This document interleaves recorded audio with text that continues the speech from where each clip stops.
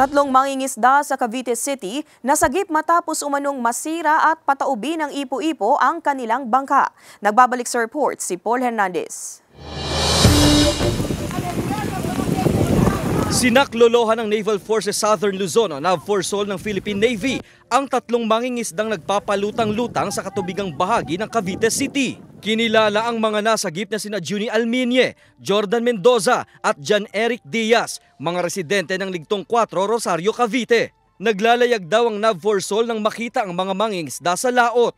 Good thing po na-notice ng mismong commanding officer nila, si Commander Richard C. Palig sa Philippine Navy. Madilim po yung panahon na yun. Gabi na po yun. Sa paunang ulat, nasira ang bangka ng mga mangingisda nang iwas-iwas umano ng isang ipo-ipo ang bangka nila. Umuulan din daw ng mga sandaling yon. Okay naman po yung tatlo. At the same time, nabigyan ng first aid, yung mga basic needs po ng mga civilian. Ligtas nang nakauwi sa kani-kanilang mga pamilya ang tatlong mangingisda. Ipinapayo ng mga otoridad na maging alerto sa lagay ng panahon at ipagpaliban muna ang pagpalaot ng mga maliliit na bangkang pangingisda kung umuulan. Paul Hernandez, Balitang Southern Tagalog.